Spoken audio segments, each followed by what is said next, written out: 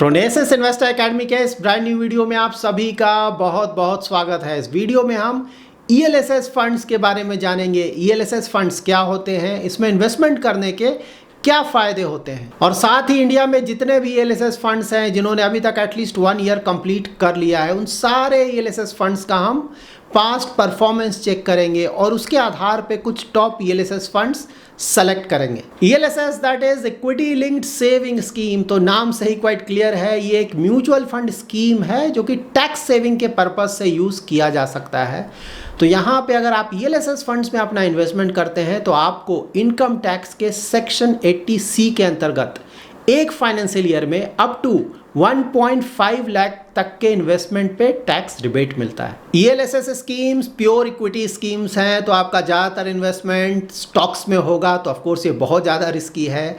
यहाँ पे ELSS scheme में जब भी आप अपना इन्वेस्टमेंट करेंगे तो आपका जो भी इन्वेस्टमेंट है वो 3 इयर्स के लिए लॉक इन हो जाएगा। दैट इज़ 3 इयर्स से पहले आप अपने पैसे को नहीं निकाल पाएंगे। ऑफकोर्स 3 इयर्स के बाद आप कभी भी अपने पैसे को निकाल सकते हैं। ईएलएसएस फंड्स में इन्वेस्टमेंट करते वक्त आप ये भी ध्यान में रखें कि यहाँ पे अगर आप एसआईपी के थ्रू अपना इन्वेस्टमेंट कर रहे हैं, that is systematic investment plan के थ्रू, तो यहाँ पे आपका हर एक इंस्टॉलमेंट 3 इयर्स के लिए लॉक्ड इन हो जाएगा। तो यहाँ पे सपोज आपने अभी अगस्त चल रहा है, अगस्त में आपने अपना इन्वेस्टमेंट किया तो 3 इयर्स के बाद अगस्त में आप ये पैसा आप निकाल सकते हैं। उसी तरह से जो पैसा आप सितंबर में इन्वेस्ट करेंगे वो 3 इयर्स के बाद सितंबर में आप निकाल सकते हैं। अक्टूबर में जो आप इन्वेस्ट करेंगे वो 3 इयर्स के बाद अक्टूबर में आप अपना वो पैसा निकाल सकते हैं। तो हर एक इंस्टॉलमेंट 3 इयर्स के लिए लॉक्ड इन हो जाएगा।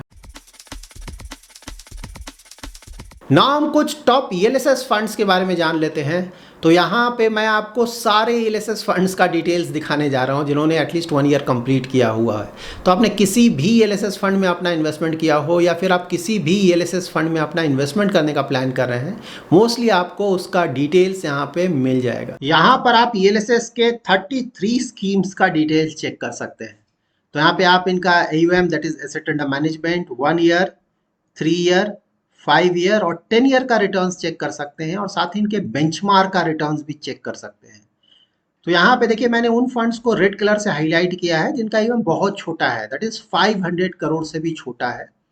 तो जनरली जब हम अपना इन्वेस्टमेंट करते हैं तो बहुत छोटे AUM वाले फंड्स को हम अवॉइड कर सकते हैं। ना यहाँ पे हमारे पास 26 ईएलएसएस फंड्स हैं। हमें ईएलएसएस कैटेगरी का कुछ टॉप फंड सेलेक्ट करना है, तो उसके लिए आउट ऑफ दीज 26 फंड्स हम वैसे फंड्स को अपने फाइनल लिस्ट से रिमूव करेंगे जो कि ज़्यादातर होराइजन्स में अपने बेंचमार्क को बीट नहीं कर पा रहे हैं। देखिए जब भी हम किसी भी actively managed mutual fund scheme में अपना इन्वेस्टमेंट करते हैं तो हमारा जो सबसे पहला रिक्वायरमेंट होना चाहिए वो होना चाहिए कि ये एक्टिवली मैनेज्ड फंड ज़्यादातर होराइजन्स में अपने बेंचमार्क को बीट करे, क्योंकि यहाँ पे हम एक्सपेंस रेशियो ज़्यादा पे कर रहे हैं। यहाँ पे मैंने उन स्कीम्स को रेड कलर से हाईलाइट किया है जो कि ज़्यादातर होराइजन्स में अपने बेंचमार्क को बीट नहीं कर पा रहे हैं, इन्हें हम अपने फाइनल लिस्ट से रिमूव करेंगे। यहाँ पे देखिए अगर आप फर्स्ट स्कीम्स को देखें कितना ज़्यादा अंडर परफॉर्मेंस है। आदित्य बिरला देखिए बेंचमार्क के मुकाबले कितना कम रिटर्न ये फंड जनरेट कर पा रहा है। सिमिलरली अगर आप एक्सिस लॉन्ग टर्म को भी देखें कितना कम रिटर्न है बेंचमार्क के मुकाबले, तो बिल्कुल भी परफॉर्मेंस एटलीस्ट यहाँ पे देखकर तो यही लगता है कि दोनों फंड का अच्छा नहीं चल रहा है। साथ ही नीचे भी जो मैंने रेड कलर से हाईलाइट किया है उनका परफॉर्मेंस भी ज़्यादा अच्छा नहीं रहा है। अब हमारे पास है टॉप 20 ईएलएसएस फंड्स। देखिए ये फंड्स ज़्यादातर होराइजन्स में अपने बेंचमार्क को बीट कर पा रहे हैं। तो overall performance wise, current performance wise हम इन फंड्स को अच्छा फंड्स बोल सकते हैं। या तो ये एवरेज फंड है या फिर अच्छे फंड है या फिर बहुत अच्छे फंड है। बट हाँ यहाँ पे कोई बुरा फंड नहीं है, क्योंकि ज़्यादातर होराइजन्स में ये फंड अपने बेंचमार्क को बीट कर पा रहे हैं।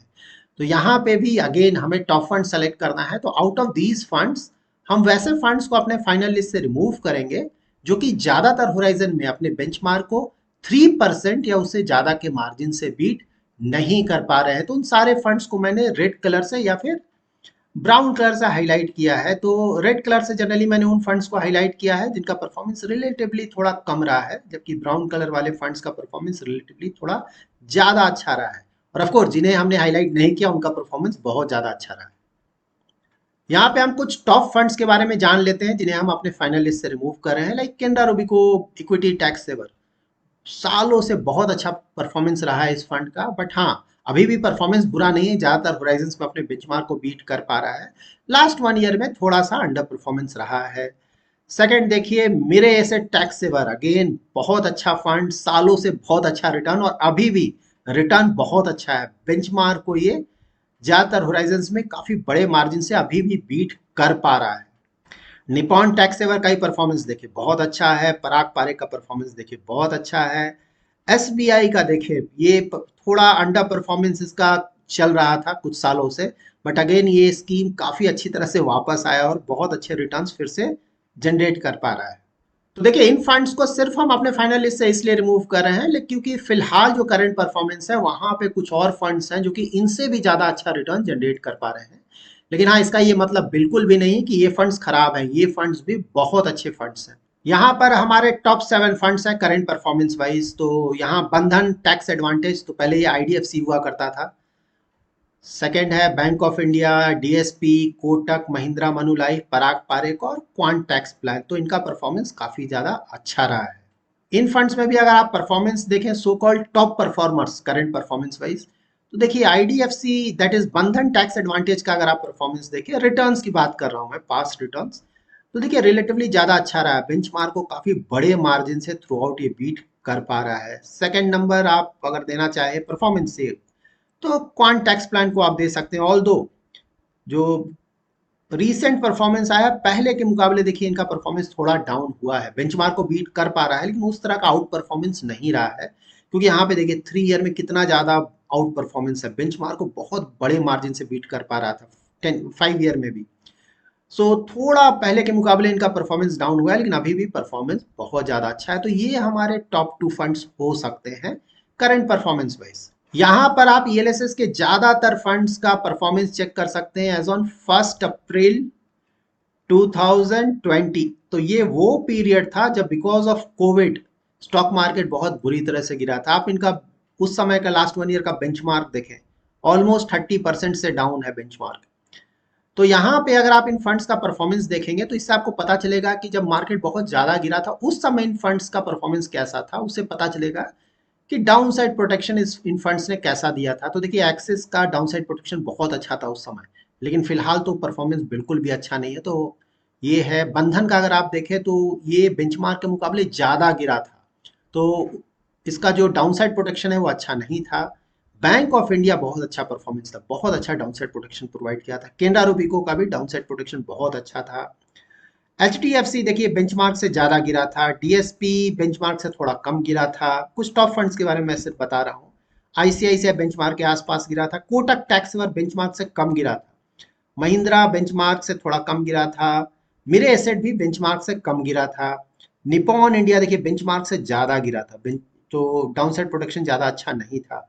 क्वांट बेंचमार्क के आसपास ही गिरा था और एसबीआई भी बेंचमार्क के आसपास ही गिरा था। देखिए जब भी हम अपने इन्वेस्टमेंट के लिए कोई फंड सेलेक्ट करते हैं तो हम वेरी लॉन्ग टर्म के लिए अपना इन्वेस्टमेंट करते हैं, तो वहाँ लॉन्ग टर्म में मार्केट ऊपर भी जाएगा और नीचे भी जाएगा।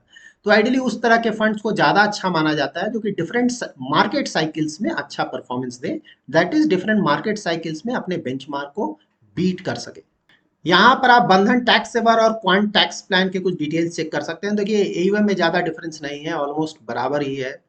बेंचमार्क देखिए ये दोनों ही funds market cap wise top 500 companies में अपना ज्यादातर इन्वेस्टमेंट करते हैं। तो यहाँ पे large cap, mid cap, small cap कहीं भी ये अपना इन्वेस्टमेंट कर सकते हैं। एक्सपेंस रेशियो भी ज्यादा नहीं है, बट हाँ क्वांट का थोड़ा कम है। पोर्टफोलियो पी में भी ज्यादा डिफरेंस नहीं है, थोड़ा कम है क्वांट का। मोस्टली वो इसलिए होगा क्योंकि यहाँ पे पीएसयू का एक्सपोजर ज्यादा होता है। एनुअल टर्नओवर में बहुत ज्यादा डिफरेंस है। देखिए ये बाय एंड होल्ड स्ट्रेटजी को फॉलो कर रहा है, जबकि यहाँ पे स्टॉक्स का बाय एंड सेल बहुत ज्यादा हो रहा है।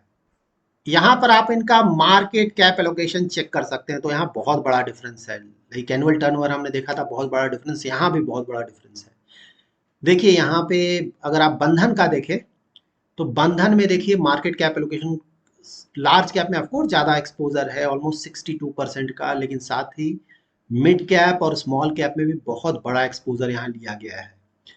जबकि क्वांट में लार्ज कैप का एक्सपोजर तो बहुत ज्यादा है, जबकि मिड कैप और स्मॉल कैप में एक्सपोजर लिया गया है लेकिन बहुत ज्यादा एक्सपोजर नहीं है। तो ये बहुत बड़ा डिफरेंस है इन दोनों फंड्स में। ईएलएसएस फंड्स के फंड मैनेजर के पास एक बहुत बड़ा एडवांटेज ये होता है कि उनके पास जो भी पैसा आता है वो एटलीस्ट 3 इयर्स के लिए जरूर आता है, उससे पहले वो पैसा नहीं निकल सकता है। दूसरा, यहाँ पे लार्ज कैप के अलावा basis market condition flexi cap funds की तरह ये मिड कैप और स्मॉल कैप में भी अपना एक्सपोजर ले सकते हैं, तो उसके कारण भी यहाँ पे अल्फा जनरेट करने के चांसेस अच्छे खासे होते हैं। यहाँ पर आप इन दोनों फंड्स का सेक्टर एलोकेशन चेक कर सकते हैं, तो सेक्टर एलोकेशन में भी डिफरेंसेस है। लाइक फाइनेंशियल में तो दोनों का बड़ा एक्सपोजर है, क्योंकि लार्ज कैप का एक्सपोजर ज़्यादा है, नेचुरली फाइनेंशियल में एक्सपोजर ज़्यादा है। लेकिन जो दूसरे अगर आप देखें, देखिए फाइनेंशियल के अलावा हेल्थ केयर में भी दोनों का एक्सपोजर अच्छा खासा है। लेकिन उसके अलावा जो दूसरे सेक्टर्स हैं बहुत डिफरेंसेस है। देखिए यहाँ पे ऑटोमोबाइल, टेक और सर्विसेज में लिया गया, जबकि यहाँ पे कंस्ट्रक्शन में बहुत बड़ा एक्सपोजर है, मेटल एंड माइनिंग में भी अच्छा खासा एक्सपोजर है। तो रिलेटिवली सेक्टर एलोकेशन वाइज ये फंड ज़्यादा रिस्की लगता है, क्योंकि कंस्ट्रक्शन और मेटल्स एंड माइनिंग दोनों ही बहुत ही ज़्यादा सिक्लिकल सेक्टर्स माने जाते हैं और ज़्यादा रिस्की सेक्टर्स माने जाते हैं। यहाँ पर आप दोनों फंड्स का स्टॉक पोर्टफोलियो चेक कर सकते हैं। तो टॉप में तो देखिए लार्ज कैप ही ज़्यादातर है दोनों ही जगह। यहाँ पे एक बड़ा डिफरेंस आपको ये देखने को मिलेगा, of course market cap allocation के अलावा, कि बंधन में जो पीएसयू का एक्सपोजर है टॉप होल्डिंग्स में वो थोड़ा कम है। लाइक यहाँ पे एसबीआई आपको पीएसयू मिल जाएगा और नीचे देखेंगे तो एनटीपीसी भी यहाँ मिल जाएगा, आपको एक्सपोजर लिया गया है।